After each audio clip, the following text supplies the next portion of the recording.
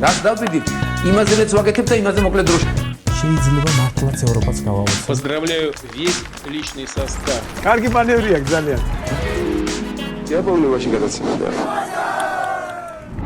ქვეყანაში რეალურად ისეთები ხდება, რომ ახლა ვიღაცამ შეიძლება თქვას, რა დროს ეგ არისო. მაგრამ მეორე მხრივ მოქალაქეობა ხომ სწორედ ეს არის, რომ იბრძოლო იქ, მაშინ და იმისთვის, რაც მიგაჩნია სწორად. და არიან ადამიანები, ვინც იბრძვიან. არიან ადამიანები, ვინც ახლა კონკრეტულად ქუთაისში იბრძვიან ქუთაისის ციხის გადასარჩენად. ქუთაისის ციხის შენობის გადასარჩენად.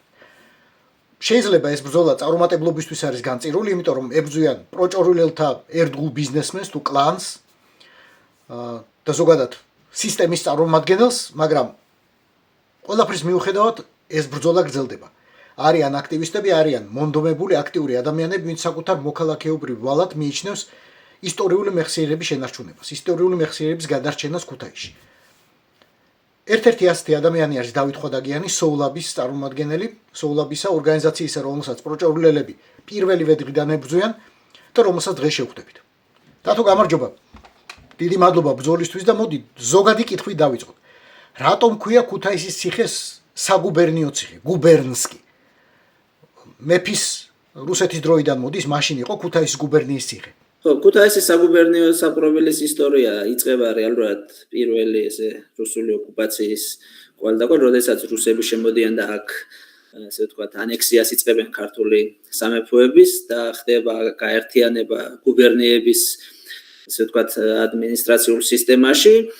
რა თქმა უნდა, ამ ყველაფრის აწყობა იწყება ამ მმართველობითი სისტემის და მათ შორის რა თქმა უნდა მეფის რუსეთიც საბჭოთა კავშირთან შედარებით კი ადამიანებს გონიათ, რომ ის უფრო ჰუმანური იყო, მაგრამ მეფის რუსეთიც ძალიან სასტიკი იმპერიული წესრიგით შედიოდა, რა თქმა უნდა, სადაც კი ის ესე ვთქვათ ფეხის მოკიდებას ცდილობდა და ესეთი მდგომარეობა იყო საქართველოში მე-19 საუკუნის დასაწყისიდანვე და იქვე ასევე ასე ვთქვათ ქუთაისის გუბერნიაშიც იწყება აი მთავარი საპრობილის შენებლობა, ეს გუბერსკი შემორჩა რა თქმა უნდა სახელი იქიდან რომ იყო საგუბერნიო საპრობილე, მთავარი ასე ვთქვათ საპრობილე, რა თქმა უნდა სადაც პოლიტიკური პატიმრებიც იყვნენ და შესაბამისად სისხლის სამართლის დამნაშავეებიც, ანუ დანაშაულებების კვალდაკვალ რა თქმა უნდა რაც იმპერიაშიც და თავისუფალ საზოგადოებაშიც არსებობს, ანუ მათთვისაც იყო ეს, მაგრამ ძირითადად ეს ყველაფერი მაინც დაკავშირებული არის მეფის რუსეთის, ასე ვთქვათ, цаრისტული რეჟიმის ან პოლიტიკას და როდესაც ის აი ამ საგუბერნიო ციხეში ჩაამწყდებდა ხოლმე მის პოლიტიკურ მოწინააღმდეგეებს. ძირითადი მეხსიერება მაინც აი ამ საგუბერნიო საპრობილეს არის დარჩენილი აქედან. ანუ ეს შენდებოდა, ასე ვთქვათ, ხანგრძლივი პერიოდის განმავლობაში, სხვადასხვა დროს როგორც მახსოვს ეს ზუსტად კორპუსი, რამდენიმე კორპუსი არის და სპეციალისტები ამბობენ, რომ ეს ანუ ვინც თქვათ უფრო ძველი ისტორიის საკითხებზე მუშაობს, მათ უთქვამთ, რომ ეს აშენებული არის ეს საგუბერნიო საპრობილე ძველი სიმაგრის ადგილზე და მასალებიც კი გამოყენებულია აი ძველი სიმაგრის, როგორც თქვათ, იყო მეტეხის ციხის შემთხვევაში, როცა ის ძველ, ასე ვთქვათ, ციხესიმაგრის ტერიტორიაზე დაშენდა, ასე ვთქვათ, დაიშალა რაღაც ნაგებობები და გადაკეთდა, შემდეგ უკვე ეს ხელახლა აეწყო როგორც საპრობილე, ანუ სპეციალურად აი ამ ფუნქციით და როგორც ამბობენ ქუთაისში ესეთივე შემთხვევა იყო, რა თქმა უნდა, იყენებდნენ ძველ მასალებს და არქეოლოგებიც ამბობენ, რომ შესასწავლი არის ეს, არასდროს არ მოხდა რამე შესწავლა, შეიძლება ეგ რაღაც სხვადასხვა ფენებიც კი აღმოჩნდეს, ხო? ანუ ამ მხრივ ძალიან საინტერესო და მნიშვნელოვანი არის ეს ნაგებობა, როგორც თვითონ ნაგებობა, თუნდაც ისტორიის გარეშეც. ეს ციხე დროდემდე მუშაობდა, რომელ წლამდე?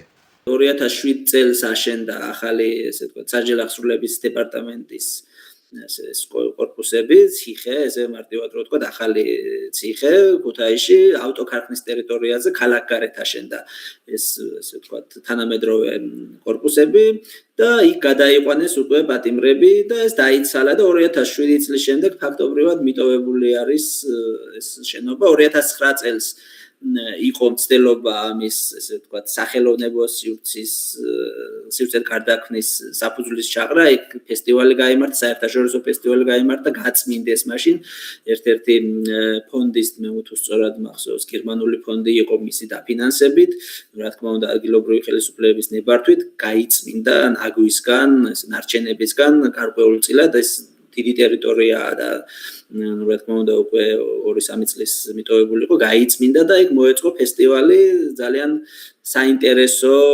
შემთხვევა იყო და როგორც ამბობენ, იყო რაღაც ჩანაფიქრი, მაგრამ სამწუხაროდ ჩანაფიქრის ზონაზე დარჩა, რომ იქ მომხდარიყო თანამედროვე სახელოვნებო სივრცის და ისეთივე სივრცის მოწყობა მაგალითისთვის, აი მარტივი გასაგები რო იყოს მსმენელისთვის, როგორც ფაბრიკა არის თბილისში, თქვათ, ხო? პლუს ამას ამ ისტორიული და საგანმანათლებლო კუთხითაც იქნებოდა ეს, რა თქმა უნდა, გაცილებით მნიშვნელოვანი, ვიდრე თქვათ ფაბრიკა, მსგავსი რაიმე დაწესებულებები არის, ხო, და მსგავსი სივრცეები არის, ხო? ამ მხრივ ეს ძალიან საინტერესო იქნებოდა. ნუ შეიძლება ითქვას, რომ ეს იყო ალბათ გამოძახილი იმის, რომ მოხდა მსგავსი შემთხვევა, როდესაც ორთაჭალის საგუბერნიო ციხის კორპუსი დაინგრა, მაშინ ძალიან ასეთი კაცრი გამოხმაურება მოყვა სპეციალისტების მხრიდან, რომ არ შეიძლება ასეთი შენობების განადგურება, ეს არის ისტორიული მეხსიერების და ეროვნული მეხსიერების ნაწილი არის. ნუ რა თქმა უნდა, როგორც ჩანს, ქუთაისის ციხე ამდენი ხანი იმიტომ შემორჩა ესე ინერციით, რომ იყო უკვე მაგალითად ნიკა ვაჩეიშვილი წერდა გუშინ Facebook-ზე, რომ ჩვენ ეს ჩავთვალეთ, რომ არ შეიძლებოდა ამის დანგრევა, მაშინ ის რა თქმა უნდა, მაშინდელი მთავრობის შესაბამისი, ესე ვთქვათ, სამსახურის დირექტორი იყო, თუ სწორად მახსოვს, კულტურული მემკვიდრეობის დაცვის სააგენტოს დირექტორი იყო და მან თქვა, რომ ჩვენ მქონდა ეს ჩანაფიქრი, რომ ქუთაისში ეს კონკრეტული შენობა დარჩენილი იყო და ახალი ფუნქცია მიგვეცა მისთვის.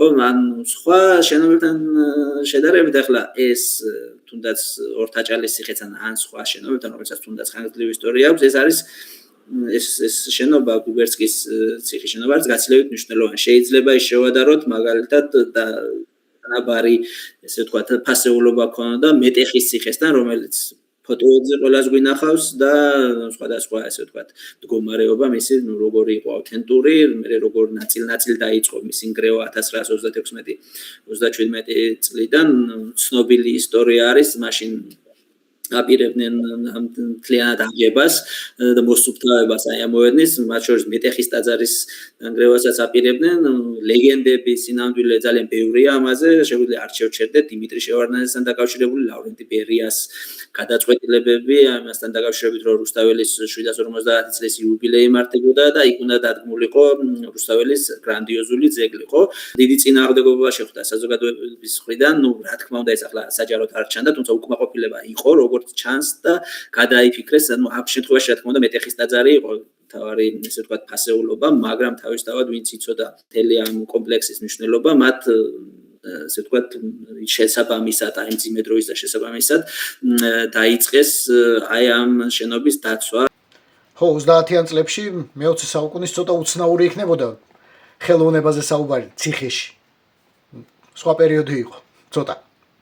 მეტეხის ციხე უკვე 50-იან წლებში, ანუ ბევრს გონია დღემდე რომ ის ბერიას დროს დაინგრა, მაგრამ მაშინ შეჩერდა და შემდეგ უკვე ნაწილობრივ მოხდა მისი დემონტაჟი, აი კალაუნის გარედან, თუ სწორად მახსოვს, აი წინ ახლა სადაც გორგასლის ძეგლი დგას და შემდეგ უკვე 50-იან წლებში დაშალეს მთლიანად, როცა სანაპიროს რეკონსტრუქცია გაგრძელდა, იქ ბევრი შეიძლება არ იყოს მოგონება, მაგრამ რამდენიმე მოგონება არის, ანუ ხელოვნების მუზეუმს ეკუთვნოდა მაშინ.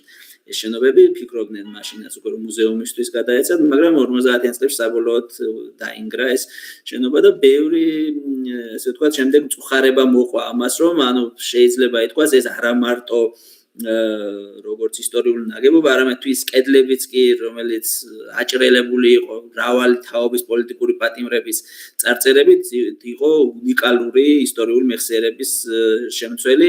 ეხლა შეუძლია ადამიანებს ნახონ მაგალითად მეტეხის ტაძრის ფასადზე, აი ტყურის მხარეს ფასადი, რომელიც არის იქ დღემდე შემორჩენილი არის სხვადასხვა დროის წარწერები, პატიმრების, პოლიტიკური პატიმრების და ძალიან მნიშვნელოვანი იქნებოდა, ხო, ანუ დღემდე ხელოვნებაცოდნეები სინანულს გამოთხოვენ აი ამ შენობის დანგრევასთან. მე ვეძებე როგორ არის ეს ციხე ასახული დღევანდელ მეხსიერებაში. ბევრი ვერ ვიპოვე სამწუხაროდ, მაგრამ აღმოაჩინე ვინმე გრიშა მასკოვსკი, ბლოგერი, იუთუბერი, რომელიც პარალელურად არის კრიმინალური სამყაროს წარმომადგენელი, მოდი ასე ვთქვათ, და ის ყვება YouTube-ში როგორ გაატარა ამ ციხეში გარკვეული პერიოდი 30 წლის წინ. ეს კაცი არის, ეს გრიშა მასკოვსკი არის, როგორც ირკვევა, როგორც ასევე ინტერნეტიდან გავარკვიე, ასლან უსოიანის, ანუ ძედ ხასანის დიშვილი თუ არ მეშლება და თავისთავად ძალიან საინტერესო პერსონაჟია. მოდი ძალიან მოკლედ მოусმინოთ მის მონაყოლს რა ხდებოდა ქუთაისის ციხეში 30 წლის წინ. Весь добропорядочный люд. Салам алейкум, родня. Გამარჯობა ტვაშკაცებო. Բարև ձեզ. Шибзия, Обзия, Абხაზია. Короче, 1992 წელს ქუთაისის ცენტრალი ებარა კახათავღიას, სამტრედიელს. პესო იჯდა იქ ცხონებული, მურაშკა ცხონებული და ბევრი ჩვენი ძმა იჯდა კიდევ. გონი ერთი გამოსავალი იქნებოდა, რომ ასეთ ადამიანებს თხოვოთ დახმარება ქუთაისის ციხის გადარჩენაში, შენობის გადარჩენაში. ვისაც რაღაც პერიოდი აქვს გატარებული და ვისაც ქუთაისთან და ქუთაისის კრიმინალთან რაღაც აკავშირებს. მე არ მიმიწუდება ხმა და ხელი ამ ადამიანებთან, მაგრამ ვისაც მიუწუდება, იქნებ რაღაცნაირად გვიშვა ამდგომლოს, ასე ვთქვათ, იმიტომ რომ მათ აქვთ მე მგონი ყველაზე დიდი გავლენა ქართული ოცნების ხელისუფლებაზე, ეგრეთ წოდებულ ხელისუფლებას და თუ ვინმე შეუძლია დღეს ამ შენობის გადარჩენა, სწორედ ქუთაისელ კრიმინალებს. თავისთავად ბიზნეს პროექტათაც ძალიან საინტერესო იქნებოდა, იმიტომ რომ თავისთავად ძალიან საინტერესო ისტორიას ინახავს. და ეს ისტორია ყველაზე კარგად იციან სწორედ ამ ადამიანებმა. ქუთაისი სამწუხაროდ თავისი კრიმინალითაც არის ცნობილი, სამწუხაროდ. Главный вот начальник режима Мукбаняни вот этот заходил. მუკბანიანი იყო ქუთაისში რეჟიმის უფროსი. მე-9 საკანში შედიოდა ქურდებთან და ზარს თამაშობდა. პესოსთან თამაშობდა, ავტოსთან. სამტრედიელი იყო ერთი, მაგრა თამაშობდა ის. Ну вот. არის ერთი რიგითი რეგიონული ოლიგარქის, მინიგარქის შეიძლება როგორც ეძახიან, კლანის კოსტავები არიან, თუ სწორად მახსოვს, ერთ-ერთი ოჯახის წევრი საკრებულოს დეპუტატიც არის, აი ესეთ რეგიონში. რა თქმა უნდა, სადაც არანაირი ბიზნეს ინტერესები, ბიზნეს საქმიანობა არ არსებობს, აი ამ ეგრეთ წოდებული პოლიტიკური კრიშის გარეშე, ნუ ქუთაისში ეს სამწუხაროდ ტრადიციულად ესე არის. ვერასდროს ვერ გამოვიდა ალბათ ამ ძალიან მძიმე და ესე თქვა ჩაკეტილი წრიდან გამომდინარე ჩვენი ესე თქვა მოწყობიდან, სახელმწიფო მოწყობიდან ქუთაისის ბიუჯეტში დარჩა კაპიკებიც კი არ დარჩა, შეიძლება ესე ჟარგონულად რო თქვა ცენტრალურ ბიუჯეტში წავიდა რაღაც 1.5 მილიონ ლარად გაიყიდა თუ სწორად მახსოვს 9,000 კვადრატი 9,000 კვადრატული მეტრი ტერიტორია, ხო? ეს არის ქალაქის ცენტრი არის, პრესტიჟული ადგილია და მათი ინტერესი არის რა ახლა რომ იქ წამოჭიმონ ძალიან ესე თქვა ელიტარული საცხოვრებელი კომპლექსი, ნუ იყო წინაპირ ჯერზე როცა გაიყიდა მაშინ საუბარი იყო რომ იცით რა ჩვენ არ დავარკვევთ რაღაც განაშენიანების ნორმებს და ეს არ იქნება მაღალ სართულიანი, იქნება 6 სართული რაღაც მთლიანად დეზორიენტაცია ხდება საზოგადოების ამ მხრივ 20 დღეში უნდა მოხდეს დემონტაჟი, ხო წარმოუდგენელი რამე არის ახლა ეს რომ აი როგორ შეიძლება თუნდაც 20 დღეში მოხდეს აი ამ ხელა შენობანაგებების დემონტაჟი, ხო ანუ ეს თქვენთვის როგორც ისტორიკოსისთვის ყველაზე მნიშვნელოვანი არის არა კრიმინალური მხარე ამ ციხის, არამედ პოლიტიკური მხარე. ის რომ ამ ციხეში ძალიან ბევრ პოლიტპატიმარს მოუყრია თავის სხვადასხვა ეპოქაში. ამ ხრივ რამდენად მნიშვნელოვანია ქუთაისის გუბერნსკი ციხე. თედოსახოკია ყველაზე საინტერესო შემთხვევა ჩემთვის ეს იყო, იმდენად კარგად აღწერს თედოსახოკია ის ერთ-ერთ მოგონებაში, რომელსაც ციმბირში ქვია, როდესაც ის ციმბირში გადაასახლეს 1905 წლის რევოლუციურ, ესე ვთქვათ, პროცესებში მონაწილეობის გამო, ჯერ იჯდა ქუთაისის საგუბერნიო საკურებელში და ძალიან საინტერესოდ აღწერს აი ამ თვითონ გარემოსაც, პერსონალს, სიტუაციას და შემდეგ გადასახლების აი ამ მომენტს როგორ გადაყავთ ის ქუთაისის ციხიდან. რა თქმა უნდა სხვა ეპიზოდებიც არის, მათ შორის თუნდაც გალაქტიონის ცნობილი ლექსი მე დაღამე ზუსტად ამ ციხეს ო, კი, ასე ვთქვათ, ის იყო გაქცევის მონაწილე. ციხიდან გაქცევის მონაწილე იყო, ასეთ საშიშ საქმეში მონაწილეობდა, მაშინ მოუვიდა ეს ლექსი თავში, რომ დაეწერა, ხო? ანუ მუზა მოუვიდა, ესე ვთქვათ. მაშინ ყველაფერს რო თავი დავანებოთ, ისე ხო, ყველაზე ცნობილი სამწუხაროდ ნეგატიური პერსონა სტალინი იჯდა ამ ციხეში 1903 წელს. ოკუპაციის მუზეუმში თბილისში სტალინის საკნის კარი რომ გვაქვს, ხო მანდედან არის ქუთაისიდან. სტალინის საკანიც კი ქვია. ერთ-ერთი რომელიც ძალიან საინტერესო ესე ვთქვათ ტურისტულ რაღაც ობიექტად შეიძლება თუნდაც ეს პატარა ერთი საკანი შეიძლება ყოფილიყო დაინტერესებული ადამიანების, რა ვიცი, ხო ბევრი ადამიანი ჩამოდის, რომელსაც აინტერესებს უბრალოდ სოვიეტოლოგებისთვის, უბრალოდ დამთვალიერებლებისთვის იქნებოდა ძალიან საინტერესო, თუნდაც სტალინის საკანი, ხო? აი ამ ციხეში იჯდნენ ფაქტობრივად სოციალ-დემოკრატების მთელი თაობა, ერთხელ მაინც ალბათ მათ შორის ნოე ჟორდანიაც, ხო, რომლებთანაც დაკავშირებული რა საქართველოს დემოკრატიული რესპუბლიკა, ანუ საქართველოს პირველი დამოუკიდებლობა, დამოუკიდებელი სახელმწიფო, ანუ ეს ხალხი, რომლებიც დამოუკიდებელ საქართველოს აშენებდნენ, ამ ეს ციხეც მათ შორის სხვა ციხეებთან ერთად ბევრ მათგანს აქვს გამოვლილი. ხო? ხო, რა ვიცი, ლიტერატურაშიც ბევრ, ახლა ეს რო ჩამოთვალოთ, შეიძლება რაღაც ძალიან მნიშვნელოვანი გამოგვჩეს, ან უბრალოდ ვერც გავიხსენოთ იმდენ, ესე ვთქვათ, დოკუმენტურ, ისტორიულ თუ ესე ვთქვათ, ლიტერატურულ წყაროში არის ეს ციხე, როგორც ესე ვთქვათ, აი ამ ამბის ცენტრი. თქვენ ახლა იმდენად საინტერესო საკითხი ახსენეთ, რომ მე მგონი ღირს ამაზე უფრო დაწვრილებით შეჩერება. ამისთვის გთავაზობთ, რომ მეორე ხვადაგიანის ირაკლი ხვადაგიანის ვიდეობლოგს მოусმინოთ შემოკლებებით, რომელიც ამ ისტორიას, ამ ძალიან საინტერესო ისტორიას გვეყოდა. ციხის გალავნის გადმოღმა კონსპირაციულად იქირავეს ფანცხავას სახლში, რომელიც ამ წუთას სამწუხაროდ აღარ არსებობს, დანგრეული მის ადგილას სხვა შენობა დგას.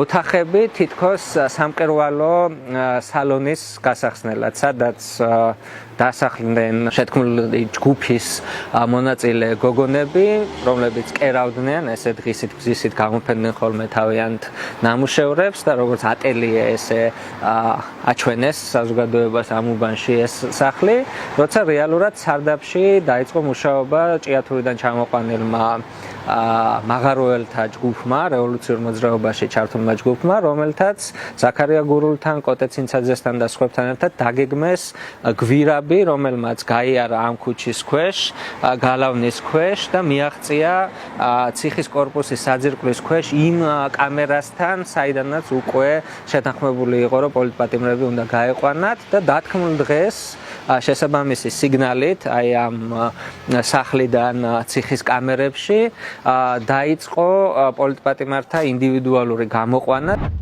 ჩავატარეთ 905-ის რევოლუცია, ჩავატარეთ 917-ის რევოლუცია, ორი რევოლუცია 917-ში. დავამარცხეთ ცარიზმი.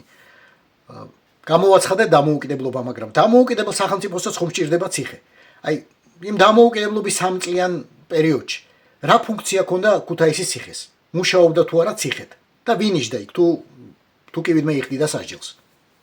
7 ნოემბრის ბოლშევიკური აჯანყების ჩავარდნის შემდეგ, როდესაც მათ ვერ მოახერხეს მაშინ რუსეთიდან მართული გადატრიალების მოწყობა, მასობრივი დაპატიმრება მოყვა მათ ბოლშევიკური ძალების და მათი უმრავლესობა იჯდა ქუთაისის ციხეში, ასევე 1920 წლის სამშვიდობო ხელშეკრულების შემდეგ, როდესაც გათავისუფლებული იყვნენ ეს ბოლშევიკები, მას შემდეგაც უკვე 1920 წლის ზაფხულიდან მოყოლებული, 1920 წლის ზაფხული და შემოდგომა იყო ძალიან მძიმე, რუსეთი ისევ ემზადებოდა საქართველოში ინტერვენციისთვის, ოკუპაციისთვის და ისევ დაიწყო მასობრივი დაპატიმრება ბოლშევიკების, რომლებიც აგრძელებდნენ ისევ რუსებთან თანამშრომლობას და შიგნიდან აფეთქების ცდილობას საქართველოს დემოკრატიული რესპუბლიკის და დაახლოებით 950-მდე პატიმარი იჯდა იმ პერიოდისთვის, როდესაც ოკუპაცია იწყება 1921 წლის თებერვლის მონაცემებით. ეს არის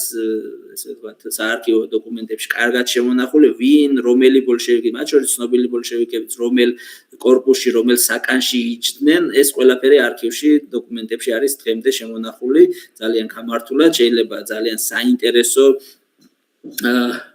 საინტერესო ისტორიული ექსპოზიცია მოეწყოს ამ თვალსაზრისითაც კი და ეს ბოლშევიკები 1921 წელს ნაწილი დახვდნენ ქუთაისში 10 მარტს საბჭოთა რუსეთის საოკუპაციო არმიის ნაწილებს, ვისი გადაყვანაც ვერ მოასწრეს ბათუმში უკან დახევის დროს და არის ძალიან საინტერესო ფოტო. ესეთი მეხსიერების ადგილი, რომელიც მით უმეტეს სხვადასხვა პერიოდთან და სხვადასხვა ისტორიულ ეპოქასთან არის დაკავშირებული, არავითარ შემთხვევაში არ შეიძლება განადგურდეს. ეს არის მე-19 საუკუნის რუსული იმპერიული რეჟიმის, цаრისტული რეჟიმის ესე ვთქვათ მეხსიერების ადგილი, ასევე არის საქართველოს დემოკრატიული რესპუბლიკის პერიოდის მეხსიერება, ძალიან მნიშვნელოვანი მეხსიერება და თითქოს ფართო საზოგადოებისთვის უცნობი, მაგრამ სპეციალისტებმა და არქივში მუშავე ადამიანებმა, ვისაც ამ პერიოდზე მუშავია, იცის ეს რამდენად მნიშვნელოვანი არის. ეს არის როგორც საბჭოთა რეჟიმის 20-იანი 30-იანი წლების პირველ რიგში მოწმე აი ამ მნიშვნელოვანი და სასტიკი პერიოდის, როდესაც მასობრივი ტერორი ხორციელდებოდა და ეს ყველაფერი ამ შენობასთან იყო დაკავშირებული და ასევე გვიანდელი პერიოდის, გვიანდელი საბჭოთა პერიოდის და პოსტსაბჭოთა 90-იანი წლების დამოუკიდებელ საქართველოსთან დაკავშირებული. ამ შემთხვევაშიც კი მომავალში, როცა ისტორიას კვლევებს მნიშვნელოვანი როლი ექნება სახელმწიფოს მხრიდანაც დაკისრებული, ამ შემთხვევაშიც კი თუნდაც აი ამ გვიანდელი საბჭოთა და შემდეგ 90-იანი წლების კრიმინალური ესე ვთქვათ დეტალების კვლევა ძალიან მნიშვნელოვანი იქნება. ანუ ბევრი რამე არის აი ამ ციხესთან, ანუ თაობების მეხსიერება დაკავშირებული და რა ვიცი, ალბათ ორი აზრი არ არსებობს, რომ ის არ უნდა დაინგრეს. დათო ძალიან დიდი მადლობა. მე ცოტა ეჭვმეპარება რომ ჩვენმა შეგონებებმა ბორის ივანაშვილზე იმოქმედოს ან მის ჯიბის ბიზნესმენებზე იმოქმედოს და შეაჩეროს რეალურად ამ ციხის შენობის ნგრევა, მაგრამ თქვენი ბრძოლა მნიშვნელოვანია იმდენად, რომ ადამიანებმა ქუთაისშიცა და ქუთაისის გარეთაც, ყველა მთელ საქართველოში, ადამიანებმა გაიგონ, რომ ახლა აი ამ წუთებში კარგავენ საკუთარი ისტორიის, საქართველოს ისტორიის ძალიან მნიშვნელოვან მოწმეს, ძალიან მნიშვნელოვან ფურცლებს. იმიტომ რომ ქუთაისის საგუბერნიო ციხეში ძალიან ბევრი რამე არის ასახული თუნდაც კედლებით და კედლებზე. კიდევ ერთხელ მადლობა ამ ბრძოლისთვის. იმედი ვიქონიოთ, რომ ბრძოლას ექნება აზრი და ექნება შედეგი. ერთი შენობის, ერთი კორპუსის გადარჩენა მაინც რომ მოხერხდეს, უკვე ძალიან მაგარი საქმე იქნება. ძალიან მაგარი საქმე იქნება ისტორიისთვის და ინვესტორსაც თუ ბიზნესმენსაც თავისი შეხვდება. ყოველ შემთხვევაში, ყველა ვარიანტში მადლობა დავით თქვენ და მადლობა ყველა იმ აქტივისტს, ყველა იმ ქუთაისელს თუ არა ქუთაისელს, ვინც იბრძვის დღეს ამ შენობის გადარჩენისთვის. დიდი მადლობა. რაც დავდივით, იმაზეც ვაკეთებ და იმაზე მოკლედ დროში. შეიძლება მართლაც ევროპას გავავოცოთ. Поздравляю весь личный состав. კარგი მანევრია ძალიან. Я помню, очень гадаться.